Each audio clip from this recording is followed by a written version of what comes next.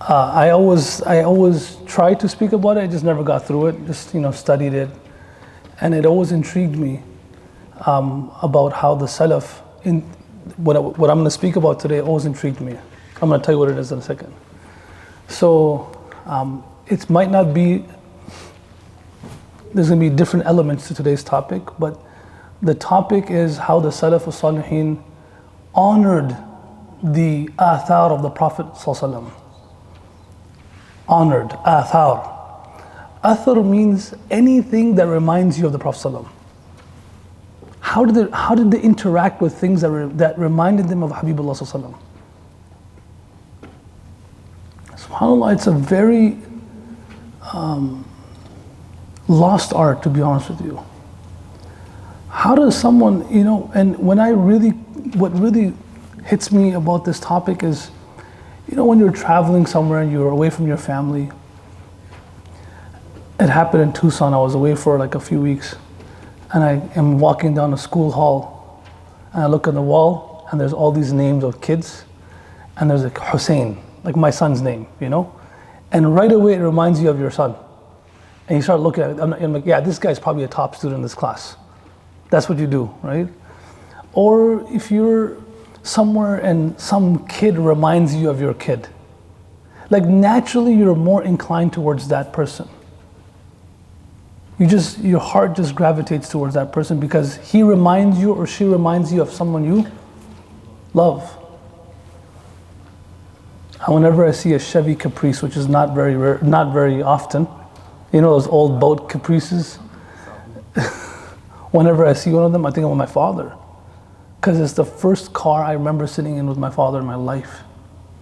You see a Mazda MPV, you remember my dad. I remember my dad. It's like the first van we got in our life.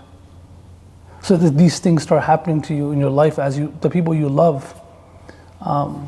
It's really weird. It's a ridiculous example, which we'll delete from this audio after. But I never really even liked one basketball player, his name is Steph Curry. I didn't even like him in my life. Never liked him. I never liked 3-point shooters. But my brother Abdul Rahman loved him. He used to just play like him, shoot like him. And the moment he passed away, I started loving Steph Curry. It's really weird. And love is a weird thing. It's a very strange thing. When you love someone, you do things for that person that you would never do for anybody else in your life. That's what one of the words for love is, ishq. And ashaqa are these veins that basically wrap around a tree that suck the life out of the tree. Okay? So that's why it's called ishq. Ishq is when your heart gets wrapped around with love and it basically sucks the life out of you. Does that make sense? That's another level that happens. The people who love the Prophet ﷺ, love Allah subhanahu wa ta'ala, it just wraps their heart and it sucks the life of dunya out of them. That's why الَّذِي خَلَقَ الْمَوْتَ وَالْحَيَاةَ لِيَبْلُوَكُمْ أَيُّكُمْ أَحْسَنُ عَمَلًا. Maut is mentioned first because for them, this world is death. And being with their beloved is life. So their heart's already wrapped with the love of Allah. And everything in this world is a barrier. So yeah, they don't love dunya, they love alameen, alam, the universe. Why? Because the universe reminds them of Allah. They don't love the stars, they love the creator of the stars. They don't love the moon, but they love the resemblance of the Prophet to the moon. The Prophet looks like the moon, or the moon reminds. So everything reminds them of their beloved. So how did the Salaf al-Salihin, and in hub, al-muhabba, it also comes from the word hub and habba. And habba is a seed. And seeds have to be nurtured for it to become fruitful. And the seeds of love for the Prophet ﷺ are nurtured through knowing about the Prophet ﷺ. Sitting in gatherings like this, you nurture yourself through it. And as you nurture the seed, then it blossoms into a garden of love for the Prophet ﷺ. So I'm not speaking about the love of the Prophet ﷺ today. What I'm going to speak about is how the Salaf interacted with anything that reminded them of the Prophet ﷺ. His name, a hadith, a person. I'm also going to share a story with you about an oppressor. literally an oppressor. When you hear the story, you'd be like surprised, man. Like an oppressor who put someone through so much difficulty, but that person had some attachment to the Prophet ﷺ, because of which the man loved that person. The mazloom loved the zalim because of that. Right? And ultimately, what is something in the world that reminds us of the Prophet the most? It's a place. Medina. So that's how we'll conclude today's discussion. What was their level of enthusiasm, man? They loved the Prophet so much. Sallallahu and how did they interact with Medina? How did they interact on the journey to Medina? What did they do when they first saw, the athar of Medina? What did they do when they first walked into the masjid? I mean, that's a lot of stuff. Hopefully we'll cover a few of these things in the next 15, 20 minutes. Allah in the Quran, He says, فَالَّذِينَ آمَنُوا بِهِ وَعَزَّرُوهُ وَنَصَرُوهُ وَاتَّبَعُوا النُّورَ الَّذِي أُنزِلَ مَعَهُ أُولَٰئِكَ هُمُ الْمُفْلِحُونَ. Those who believe in the Prophet ﷺ, وَعَزَّرُوهُ, and they honor him. They respect him, they honor him. And they help his deen. And they follow that the message that he was sent with. They are successful. So yeah, we could say, we love the Prophet ﷺ, but we have to know, what does it mean to honor the Prophet ﷺ? Let's look at the lives of the Salaf in a way where we can understand. The first person I will speak about, and there's 5 different stories he mentioned. So the first person I'll speak about is Imam Malik rahmatullah alayhi. Imam Malik rahmatullah alayhi, inshallah in our class in Adab al-Muta'allimin this next semester, so people don't try to sneak out of your third year, or your advanced class or second. I see all the stalkers who are there. Stay in your classrooms, inshallah, you can learn about it later. But we're going to learn about Imam Malik rahmatullah alayhi. And one of the things about Malik, someone said to him, he was a person that he was very respectful to the athar of the Prophet ﷺ. He had a lot of adama for the athar of the Prophet ﷺ. The things that athar, I'll translate as those things that reminded him of the Prophet ﷺ. Athar, like the footsteps. When you see a footstep of somebody, or you see a small shoe, it reminds you of who? That small baby, right? And so that's why small shoes are cute. It reminded you of your son once upon a time when he was actually cute. Now he's a menace, right? He's just chaos in the house. I'm like, Mazi, man, you were like this before. He said, that wasn't my shoe. Like this, that's, they were so cute when they were that age, and all of a sudden, don't know what happens to them.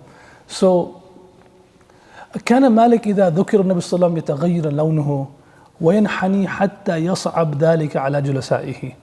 The first thing that's mentioned about the athar of the Prophet ﷺ is Imam Malik rahmatullah alayhi, when the name of the Prophet was mentioned, the name of the Prophet is mentioned, his face would turn pale. And he would start crying so much that people will feel uncomfortable sitting next to him. They would try to figure out a way to change the topic. Have you ever seen someone like that before with someone who passed away? You go through that with people who passed away. I'm sorry for bringing this up, because the moment they bring someone's name up, wallah, it's sometimes, as a scholar, you make mistakes. Of course, we all make mistakes. But one of the things that sometimes you go through is all right, so how's your father? And because you met the father last year, so how's your dad doing? And the guy looks at you and he just starts crying because his dad just passed away a few weeks ago. That has happened to me multiple times in my life. So how's your father? You know which one was the worst one? How's your son doing? How's this? And I'll say his name. How's he doing? And he'll look at me and he'll just start crying. I'm sorry, man. Forgive me. I'm sorry for bringing it up. Everything okay? It's like, Sheikh, he just passed away a few months ago. How, man? Just never woke up. This is how they would interact with the Prophet's name every single time his name was mentioned. What kind of love is that for the Prophet ﷺ? You know why? Because these people had so much love for him, and they were so enthusiastic to meet him that, it's like Hassan Basri rahmatullah, he says, this is one of the I love this line of Hassan Basri rahmatullah. He used to say, whenever the Prophet's name was mentioned, he used to cry. And especially when the hadith of that date palm tree, remember that date palm tree that the Prophet used to give khutbah next to? You guys remember that story? Like the Prophet used to give khutbah next to a date palm tree, and then someone made for him a member, so he moved not too far away from the date palm tree. And as he got up that Jum'ah to give a khutbah on the member, the tree started crying. And the Prophet had to come to the tree and hug the tree and went back to the member, and he said, if I didn't hug this tree and didn't promise this tree that it will be with me in Jannah, I would have cried till the Day of Judgment. So Hassan Basri, he says, Ya ibadallah, O servants of Allah, al-khashabatu tahinnu ila Rasulullah shawqan ilayhi limakanihi min Allah fa antum ahaqqu an tashtaqu ilayhi. He says, O servants of Allah, this tree, like lifeless, and it has life, but lifeless, has so much enthusiasm and misses the Prophet so much that the Prophet just went a little bit further and it started crying. He said, you're more worthy of crying for the Prophet to meet him. Your enthusiasm should be much more than just the tree itself. And if you know the word ibrah, you know what ibrah means? There's a word abara, ayn bara. Man, I'm a little geeky with language, so forgive me. But there's Miftaah students, so it's all good. Abara, fa'tabiru ya ulil absar. So i'tibar means to take lesson, right? Ibrah means lesson, and abara means tears, abara. So the reason why they come together is those who take lesson shed tears. And i'tibar also means ihtiram. The same word means respect. Those who have respect also cry. It's a sign of respect for your mother, your father, for the city of Medina, for the Prophet's name, to shed tears. كيف نبكي من ذكرى حبيبي ومنزلي. You know, Imr al-Qais used to say, just, the way, to understand how much someone loves somebody is the ibrah of theirs, the abarat. The tears that flow from your eyes is a sign of respect and love for the one you're loving or the one you're respecting. So Hassan Basri used to say, look at this tree, man. You should desire to meet the Prophet more than the tree was desiring to meet the Prophet ﷺ. So Imam Malik used to be in the situation, people in front of him used to get uncomfortable. So one time, one of his students, he asked Imam Malik this. Another thing about Imam Malik, he's like, إذا أراد أن يخرج ليحدث حديثا توضأ وضوءه للصلاة ولبس أحسن ثيابه ولبس قلنسوة ومشط لحيته ولبس عمامته. Whenever he would come out to teach hadith, he was a different person. It wasn't the same Malik. He would first do wudu, sometimes take a shower, wear the best. He had a pair of clothes that was designated just to teach hadith. And that was his most expensive clothes. The most expensive itr just to teach hadith. He would, wear his imama, his turban. He would comb his beard. It's literally like a groom getting ready to get married. And someone said to him, there's one of his students, Abu Salam al-Khuza'i, he said to him, why do you do this for? Why is it that when the Prophet's name is mentioned in front of you, you cry so much, you have this much honor for the Prophet's name? So he said, لو رأيتم ما رأيت لما أنكرتم على ما ترون.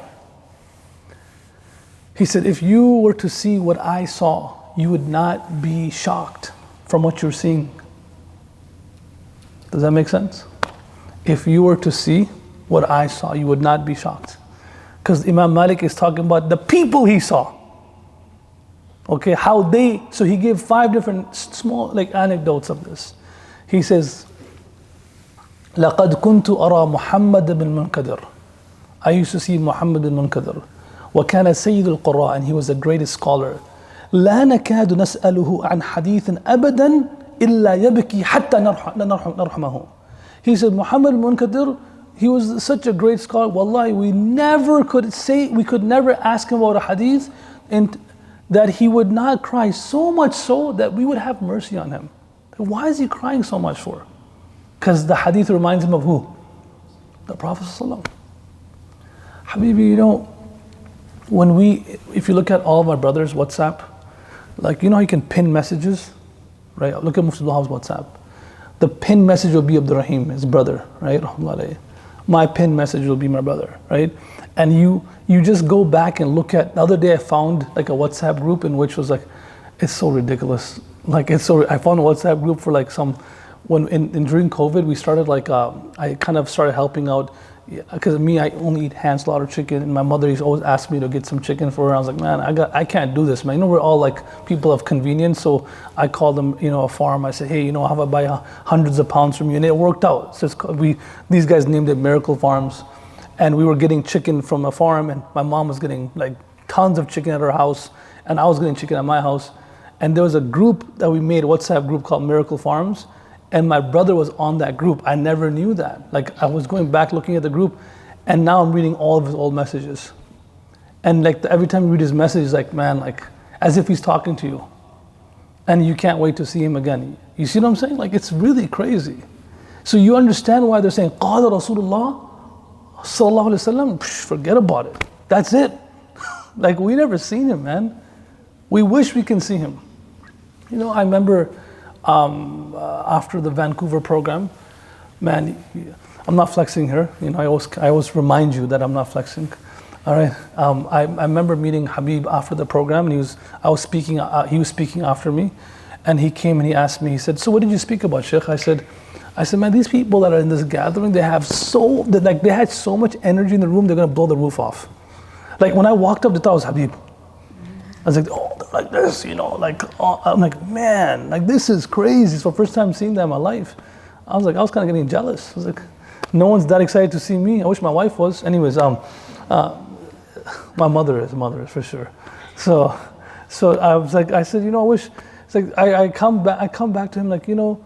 He said, what did you speak about? I said, Habib. His name is Habib. He doesn't like people call him Habib. Muslims, he doesn't like when Muslims call him Habib. We should call him Habib. That's his name. So I said to him, you know, Habib, I said to them that, man, I'm marveling over your enthusiasm to meet someone who is named after Habibullah Sallallahu Alaihi Wasallam. And he's not even Habib, he's named after Habib Sallallahu Alaihi Wasallam. So imagine the enthusiasm of the lovers of Habibullah Sallallahu Alaihi Wasallam, how much enthusiasm they have to meet him. And subhanAllah, I looked at this rock solid fighter, you know, who doesn't get rattled by anything. And he looked down and he was crying. He said, I don't want to even be associated. I don't deserve to be associated in the same sentence. Right? So Imam Malik is saying, Muhammad al-Munkadir, he would cry so much until we would have mercy on him. He says, Kuntu ara Ja'far, number 2, he said, Kuntu ara Ja'far bin Muhammad wa kana kathir al-da'ab wa tabassum. This one always gets me. He said, I would spend time with Ja'far bin Muhammad. And this man was hilarious. Like, just think of Ja'far bin Muhammad as Sheikh Abdullah. Sheikh Abdullah, just a funny guy, clown. You know, of course, he's a really knowledgeable person. But, you know, whenever you see him, he's always making people laugh. He's always smiling. He says, this man, فَإِذَا ذُكِرَ عِنْدَهُ النَّبِيُّ صَلَّى اللَّهُ عَلَيْهِ وَسَلَّمَ إِصْفَرَّ لَوْنَهُ. He said, the moment the Prophet's name was mentioned, boom, something changed. Immediately something changed. You know, for us, like that's very difficult for us to happen. Like Sunday chilling and Monday hangover. You know, to flip the switch is not easy. We're still stuck on it. Like sometimes my wife is stuck on something that happened 12 years ago. I'm like, bro, that's 12 years ago. Let's flip the switch. Let's move on. You know, it's done. Nothing's going to bring that back. They're just like right away. The Prophet's name is mentioned. He says, وَمَا رَأَيْتُ يُحَدِّثُ عَنْ رَسُولٍ إِلَّا عَلَىٰ طَهَارَةٍ. He said, I've never seen him in my life mention the Prophet's name except for with wudu. Out of respect for the Prophet's name, sallallahu alaihi wasallam, because the Prophet's name, Muhammad, reminds the name of who? Sallallahu alaihi wasallam. So if someone's name is Muhammad, right away you think Muhammad sallallahu alaihi wasallam. Right, when someone's name is Abul Qasim, you remember Qasim, the son of the Prophet who passed away. Someone Abul Qasim, remember the Prophet sallallahu alaihi wasallam. Someone Ibrahim, remember Ibrahim Islam, remember the Prophet's son. All these things remind you of your beloved, sallallahu alaihi wasallam. He says, that's third story. He says, وَلَقَدْ كَانَ Abdul Rahman bin Qasim يذكر النبي صلى الله عليه وسلم فينظر إلى لونه كأنه نزف منه الدم وقد جف لسانه في فمه هيبة الرسول صلى الله عليه وسلم. He said, if you've seen Abdul Rahman bin Qasim, when he would mention the Prophet's name, and you would look at his color, it would turn pale, and as if he's about to bleed from his nose and his eyes. You know, just so red. That's how red he would get, and his tongue would start stuttering out of just respect and awe of the Prophet. He says, وَلَقَدْ كُنْتُ آتِي, fourth story, وَلَقَدْ كُنْتُ آتِي عامر بن عبد الله بن زبير فإذا ذكر عن النبي صلى الله عليه وسلم بكى حتى لا يبقي في عينه دموع. He says, I would come next to Amr bin when I would come to Amr bin Abdullah bin Zubair, the son of Zubair is Abdullah, his grandson Amr. He says, when the Prophet's name would be mentioned, he would cry so much that he would not have any tears left to cry. Khalas, that's how much he would cry when he would hear the Prophet's name. He says, وَلَقَدْ رَأَيْتُ الزُّهْرِي, the fifth story he mentions. He says, Imam Zuhri was known to be a person that remembered everyone's names. كَانَ مِنْ أَهْنَى النَّاسِ وَأَقْرَبِهِمْ بِهِمْ. Like he was a person that was he was like, in Urdu we say, yaron ka yar. Like he was a friend of everybody. He recognized everybody, he would ask everyone, he was personal with everybody. He says, فَإِذَا ذُكِرَ عِنْدَهُ النَّبِيُّ صلى الله عليه وسلم, when the Prophet's name was mentioned in front of him, فَكَأَنَّهُ مَا عَرَفَكَ وَلَا عَرَفْتَهُ. It was as if he did not even recognize you. It's like this, stunned. And you would not recognize him. Like, what happened to this guy? He's a completely different person. Imam Ahmad bin Hanbal rahmatullahi alayhi, this is the 5 things that Imam Malik mentioned, the stories, I just shared it with you. Imam Ahmad bin Hanbal, I'll read the story to you in Arabic. لما امتحن في فتنة خلق القرآن, when he was tested through the the aqidah of the people that believed that the Quran was a makhluk of Allah, and he stood steadfast. وتعاقب ثلاثة من خلفاء بن العباس المأمون معتصم الواثق. And this test and trial, I'm not going to go into the details, we don't have time, but of course inshallah the first year that you're going to be stalking me, we'll be talking about him as well. So he went through 3 different, how there's what is it called? Not called the establishments. Biden and Trump. Administrations. I'm sorry, I'm not a politician. Okay, he went through 3 different administrations from Banu Abbas. Okay, he went through Ma'mun, who started it, Mu'tasim, who actually just destroyed it. Imam Ahmad bin Hanbal, he went crazy, and the third was Al-Wathiq. So now during Al-Wathiq's time, he said, bring him out. And they used to love seeing people debate. They were just weird like that. That's why in our maslak, we're not supposed to be debating. Don't make everything a debate and a discussion. I like this, not like that. This is against the fabric of Islam. It's okay if you don't agree with somebody, move on. Don't, especially with elders. Al-kaf al-nisan. You should be able to hold your tongue back. Don't say anything if there's elders in the room. They're saying something you don't agree with. Who cares? Move on. So he was now brought out in front of Wathiq. And Wathiq, while he's chained up, ناظرهم وهو على تلك الحال. While he was chained up, he was debating with these people. They were saying this and he was saying this. فَخَصَمَهُمْ وَقَطَعَ عُجَّتَهُمْ وَأَبْطَلَ مَكِيدَتَهُمْ. And so Imam Ahmad rahmatullahi always won the debate, but everyone was too stubborn to see it. They were like, no, go back. But this time Wathiq, Allah opened his heart. He said, man, this guy's evidence is clear. What you guys are saying is wrong. This guy, Imam Ahmad is saying, he's about 70 years old now. He said, what he's saying is 100% correct. He said, you guys get out of here. فَأَمَرَ أَن يَفُقَّ قَيْدَهُ. He said, remove his chains, let him go. So now Imam Ahmad, I want you to picture this. He was chained up, and the moment they opened the chains in the handcuffs, أخذه الإمام أحمد. Imam Ahmad grabbed them all and put them in his hand. فَنَازَعُهُ إِيَّهُ السَّجَّانِ. The people who were the guards, they wanted to take the chains back from him. And فَأَمَرَ الْوَاثِقَ أَن يَدْفَعُ الْقِيدَ الْإِمَامِ فَدُفِعَ إِلَيْهِ. Now Wathiq said, no, give it back to him. He wants to take the chains, let him take the chains. So he had the chains and the handcuffs in his hand. فَسَأَلَهُ الْوَاثِقَ عَنْ سَبَبِ أَخْذِهِ.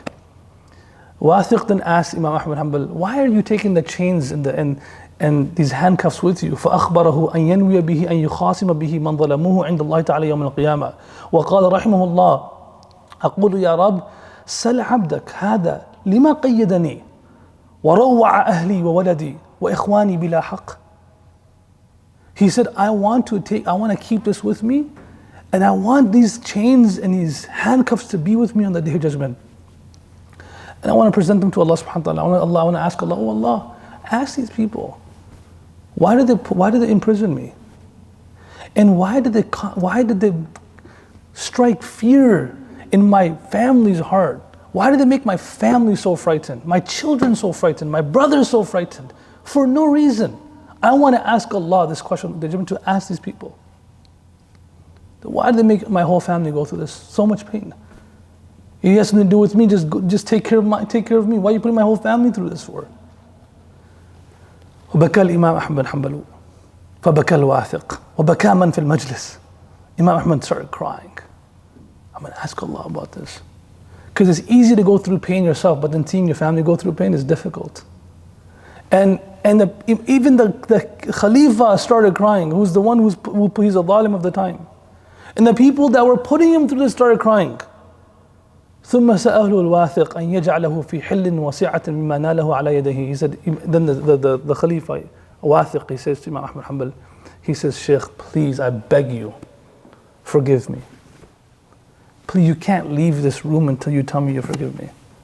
You got to let me go, because I don't want to be someone who's held by you on the Day of Judgment.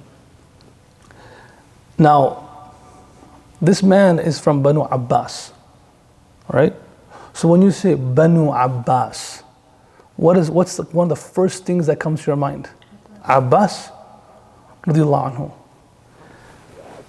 Man, I don't even know how to tell you. I can't even explain this to you. That's how deep this is. When you say Banu Abbas, the first thing that comes to your mind is Abbas bin Abdul Muttalib. And if you love the Prophet so much, then you think of Abbas and his relationship with the Prophet. Do you understand? Abbas. When the Prophet would be sitting in the room and Abbas would walk in, the Prophet would lower his voice. And he would tell people, أُمِرْتُ أَنْ أَخْفِضَ صَوْتِي أَمَامَ عَبَّاسِ كَمَا أَمَرَكُمُ اللَّهُ أَنْ تَخْفِضُ أَصْوَاتَكُمْ عِنْدِي. Allah has ordered me to lower my voice when my uncle walks in, the way Allah has ordered you all to lower your voice when I'm in the gathering. Abbas would sit right next to him. The night when Abbas was in prison in Badr, the Prophet couldn't sleep the whole night. He cried the whole night. How can I sleep when my uncle is chained up? That's the love he had for Abbas. So when someone says, I'm from the children of Abbas, look, it's easy for us to think of this now. When someone says, where are you from, brother? I'm from Gaza. What do you think? Right away, like a whole scene unfolds in front of you. Maybe this person has nothing to do with Gaza right now. Nothing. But the thing is, what you're going to start thinking of, because you love the people of Gaza and what's happening there, you want to help them, you're going to right away start loving this person. This person, these people, 3 administrations of straight dhulm and oppression. But these are people that are from the family of Abbas. That's what they call Banu Abbas.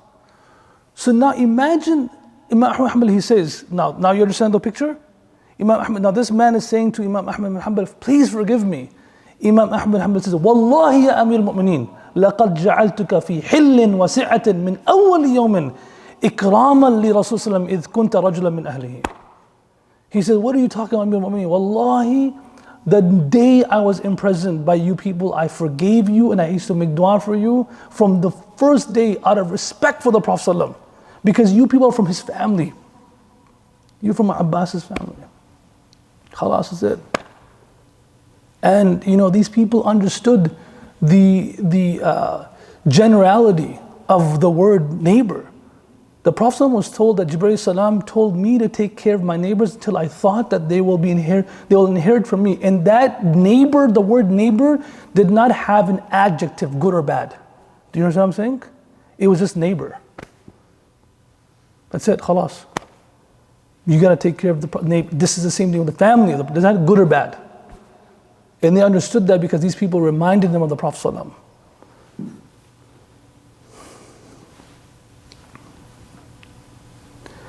Finally, man, I think we're done with the time, right? We have a few more minutes. Finally, you look at these people, and you look at them, and their love to see the city of the Prophet ﷺ was unbelievable, man. Umar bin Khattab anhum, when he went to Bayt al-Maqdis, people talk about him getting the keys of Bayt al-Maqdis. People don't talk about the story of Ka'b Ahbar accepting Islam. Okay, he was a Jewish alim. He accepted Islam, and the moment he accepted Islam, he grabbed him. He says, "Come with me to Medina. I'm going to show you Medina. I want to take you to the grave of the Prophet ﷺ. Right? I want to take you there." Why? Because if you were the Prophet was alive, he would be so happy to see you accept Islam.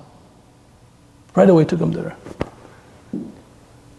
Khalid bin Ma'dan, his daughter Abda, she used to say that my dad, how he used to put himself to sleep, he used to just put himself to sleep by repeating over and over again, "Oh Allah, please take me to the city of my beloved.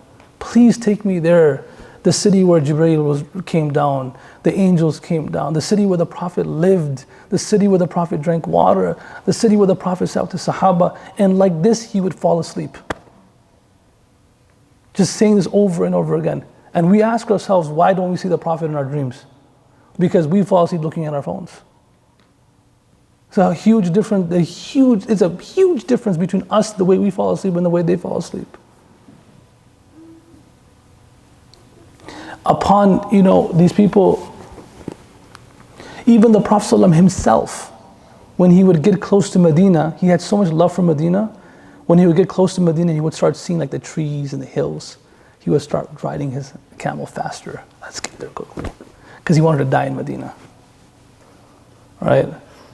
And he would say, one of the poets, he says, وَأَبْرَحُ مَا يَكُونُ الشَّوْقُ يَوْمًا إِذَا دَنْتَ الْخِيَامُ إِلَى الْخِيَامِ. He says, you have this enthusiasm to get to a destination, but then when you start seeing the traces of your beloved, then you just want to get close to those traces. You want to get close to those landmarks. إِذَا دَنْتَ الْخِيَامُ إِلَى الْخِيَامِ. When you start seeing the tents of your beloved, you want your tent to be, and so you quickly rush there. One poet, he says, this is Alama Suyuti Rahman mentions about the scholars of the past. They would say these poems the moment, when you flying over Medina, when you get to Medina or you get close to it, and you start seeing the lights and the minarets. وَلَمَّا رَأَيْنَا. I want you guys to try to understand the sweetness of this poem. وَلَمَّا رَأَيْنَا رَسْمَ مَنْ لَمْ يَدَعْ لَنَا فُؤَادًا لِعِرْفَانِ الرُّسُومِ وَلَا لُبَّ نزلنا عن الأكوار نمشي كرامة لمن بان عنه أن نلم به ركبا. He says, once we started to see the landmarks and the traces of the city of our beloved, such traces and such landmarks, لم يدع لنا فؤادا لعرفان الرسوم ولا لبا, that it did not just forget the beloved himself. There are some people who saw the Prophet, like Hazrat Aisha says that one woman came and said, "I want to see the Prophet's grave." And when she removed the curtain, the moment she saw it, she passed away. Some people just see someone, the poet is saying, our love cannot even withstand this. We can't even comprehend and tolerate seeing the traces of our beloved. Imagine seeing the beloved Sallallahu.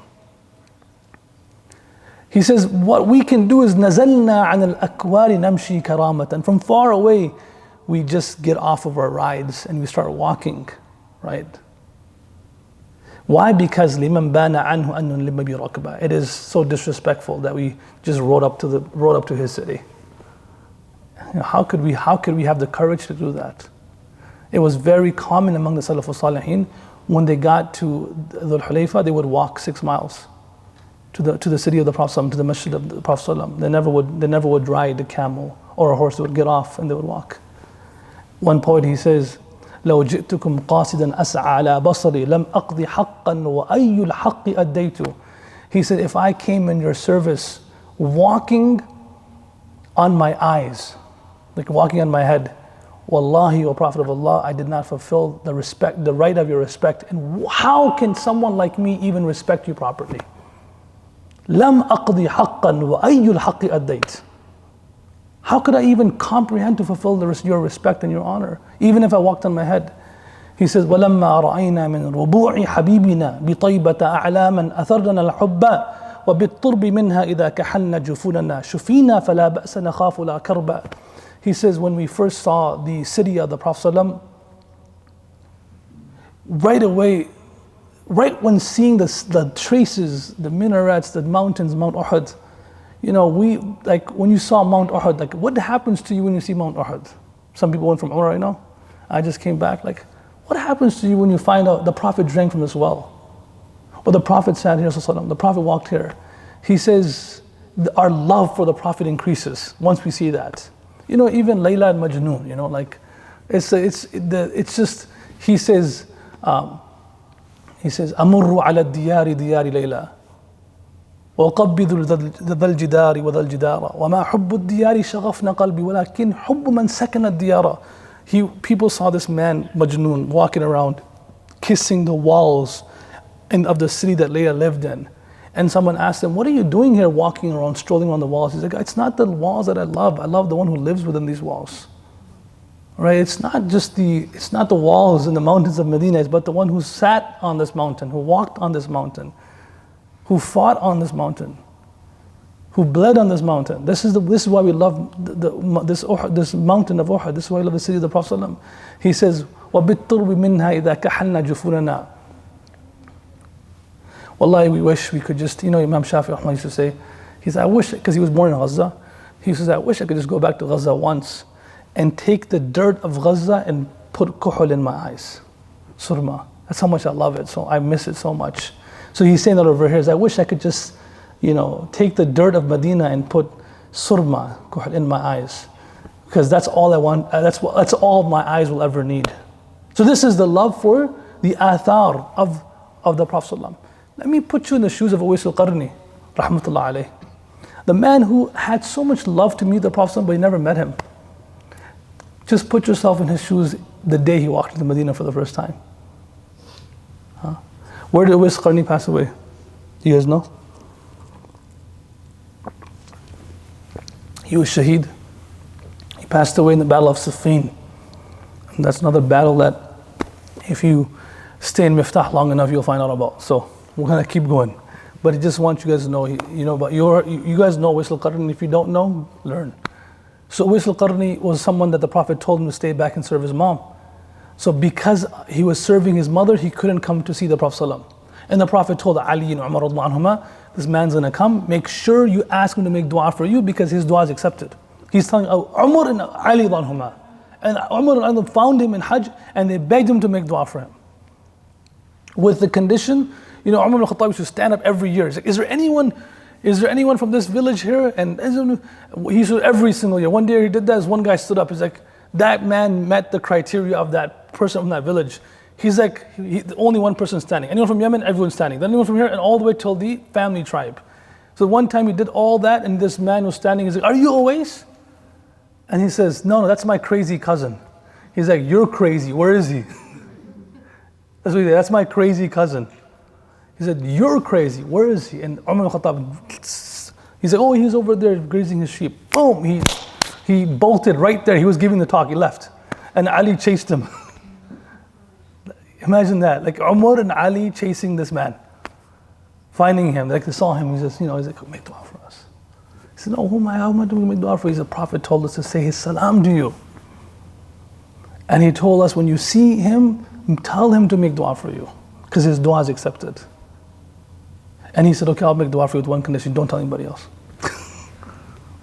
He used to always hide. He always traveled because people knew this now. So people would come flock towards him, so he never lived in one place. SubhanAllah, this man now finally walks into the city of the Prophet ﷺ. After all that. Brothers and sisters, the moment he walked into the Prophet's masjid, he fainted. And he got back up, fainted again. Got back up, he says, I can't live here. I just can't, I'm sorry. I'm going to go in the path of Allah and die as shaheed. Right? I mean, like, this is such love for the athar of the Prophet ﷺ. Athar. What reminds you of the Prophet ﷺ. Bilal, anhu, 20 years after the Prophet passed, he left, he couldn't give adhan anymore. And the Prophet came in his dream and said, "Ya Bilal, what's this loyalty? What's up?" And Bilal finally comes back, and he's walking the same streets that he walked with the Prophet. He's standing in the same place where he once used to stand and see the Prophet walk out of his house.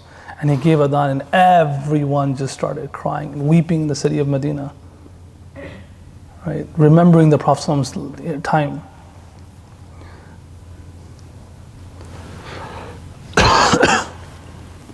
Abdul Rahman, he says, I heard from Imam Abu Hanifa, that people always ask, what should we do when we go to the grave of the Prophet? What should we do?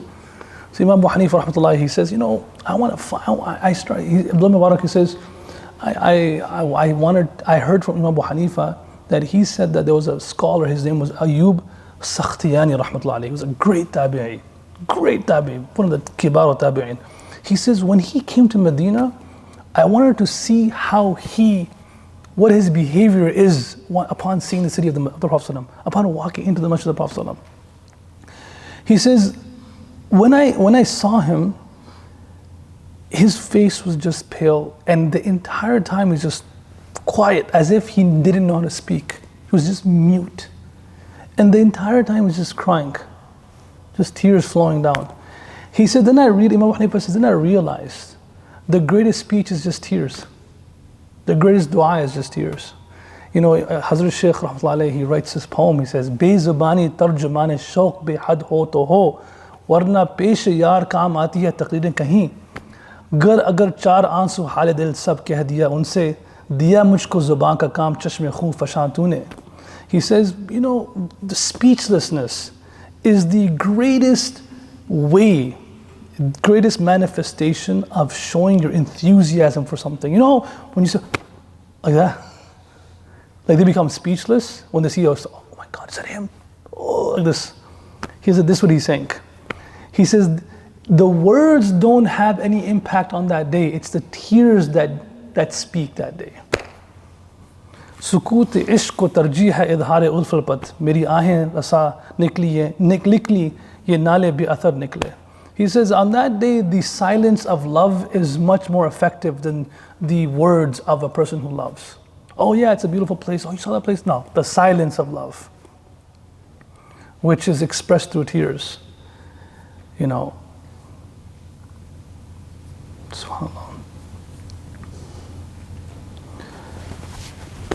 When the people would come to the Prophet's grave, people just came back from Medina Munawwara. When they would come there, they would, we know that the verse وَلَوْ أَنَّهُمْ يَظْلَمُوا أَنفُسَهُمْ جَاءُوكَ فَاسْتَغْفِرُوا اللَّهَ وَاسْتَغْفِرُوا الرَّسُولَ لَوَجَدُوا اللَّهَ تَوَّابًا رَحِيمًا. Al-Allama Atabi mentions the story of this one Bedouin who came to the Prophet's grave, and he goes to the Prophet's grave and he says, Allahumma innaka qulta wa qawluka al-haq. He says, oh Allah, you said and your statement is true. وَلَوْ أَنَّهُمْ يَظْلَمُوا أَنفُسَهُمْ جَاءُوكَ. If these people committed sins, they came to you, O Prophet of Allah. فَاسْتَغْفِرُوا اللَّهِ. They asked Allah for forgiveness. وَاسْتَغْفَرْ لَهُمُ الرَّسُولُ. And they asked the Prophet to ask Allah for forgiveness on their behalf. لَوَجَدُوا اللَّهَ تَوَّابًا رَحِيمًا. They would find Allah to be all forgiving, all merciful. وَقَدْ أَتَيْتُكَ مُسْتَغْفِرًا مِنْ ذُنُوبِي مُسْتَشْفِعًا بِكَ إِلَى رَبِّي. He said, oh Allah, I have come to you seeking forgiveness for my sins. And oh Allah, I have come to your Prophet to intercede on my behalf, because you said he's the one who, if he intercedes on my behalf, you'll accept. فَأَسْأَلُكَ يَا رَبِّي أَن تُوجِبَ لِي الْمَغْفِرَةِ كَمَا أَوْجَبْتَهَا لِمَنْ أَتَاهُ فِي حَيَاتِي. Oh Allah, I beg you that you forgive me, even though I have come to him after he has passed away, but the same way you forgave those who came to the Prophet while he was alive and he asked Allah for forgiveness, I want you to forgive me that way. And then he mentioned the poem, يا خير من دفن بالقاع عظمه فطاب من طيبهن القاع والأكم نفس الفداء لقبر أنت ساكنه فيه العفاف وفيه الجود والكرم أنت الشفيع الذي ترجى شفاعته على الصراط ما زلت القدم وصاحباك فلا أنساهما أبدا مني السلام عليكما ما جرى القلم. He said, oh, the one who is the best person who have يا خير من دفنت بالقاع عظمه. The best thing the dirt has ever touched is your body. That's pretty crazy expression. That's why, according to most ulama, jumhur ulama, the most precious and blessed place on this earth is the dirt that's touching the Prophet's body. فَطَابَ مِنْ طِيبِهِنَّ الْقَاعُ الْأَكَمُ. And your presence made the dirt and then the rocks and everything around it, it just blessed the entire presence, just you being there. نَفْسِ الْفِدَاءُ لِقَبْرٍ أَنْتَ سَاكِنٌ فِيهِ. Oh Allah, O Prophet of Allah, the Sahaba used to say, may our lives be sacrificed for you. They said that while you were alive. O Prophet of Allah, I'm saying to you, may my life be sacrificed for your grave. The way the Sahaba sacrificed their life for you while you were alive, I will sacrifice even if you're not here. Big difference. Someone in front of somebody is different in your absence. Oh Allah, O Prophet of Allah, you're the one who I hope that you'll intercede on my behalf on the Day of Judgment. This poem he mentions, long poem. It's actually engraved in the Prophet's, when you go to his grave right now, Rawda Mubarak, it's engraved there right now. They still have it over there if you look at it properly. Alam Atbi, he says, I fell asleep. I saw the Prophet in my dream, and the Prophet told me, go to this Bedouin and tell him, I have asked Allah for forgiveness, and Allah has forgiven him. He woke up, chased him, and he told him.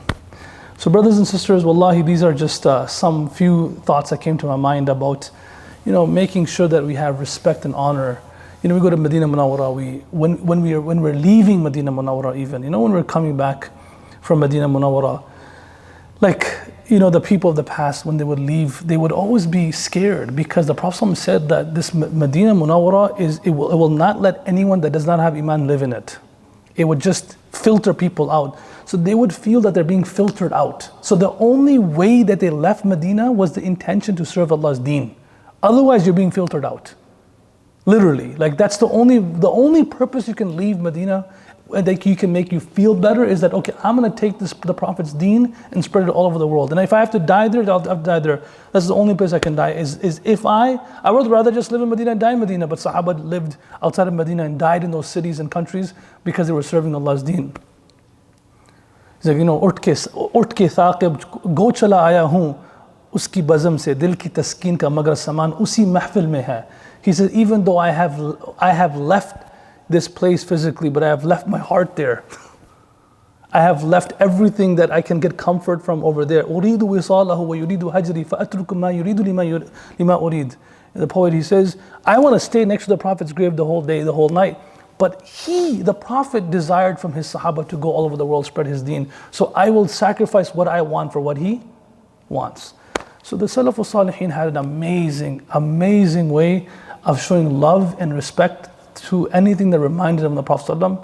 Hopefully I managed to, just share a few of those, incidents and a few ways that they were so moved by anything that reminded them of the Prophet ﷺ. Inshallah, one day we will speak about, how they love the Prophet ﷺ. But today I just wanted to speak about this. In our life, we should be the same way.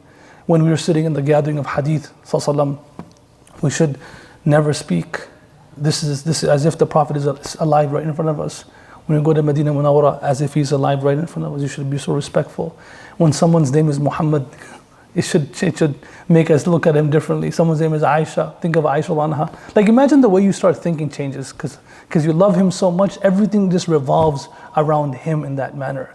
And inshallah, if we start doing this, we're successful, because Allah says, those who honor him, honor the things that he stood for, honor the things that he loved. There was a Sahabi who even started combing his hair like him. And anything you find, I always say, I'm going to finish with this, I always say, people are like, why are you wearing this turban for? I'm like, you know what, man, I'll be honest with you, I'm sure I got it wrong. I'm sure I got it wrong. But I'm ready to meet the Prophet on the Day of Judgment. He look at me and say, what are you wearing? I'm sure many of the sisters, the Ummahat al-Mu'minin, are not going to recognize it. What are you wearing? What kind of hijab is this? And we'll be like, mother, I thought you wore this. No problem. At least you gave it a shot. Right? And I feel the same way about the Prophet. He's like, what are you wearing?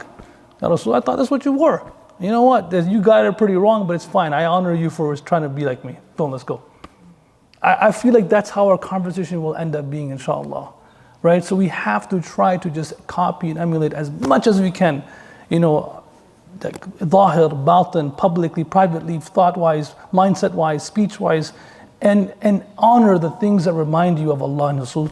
Sallallahu Alaihi Wasallam. Jazakallah khair wa akhiru da'wana alhamdulillah alamin.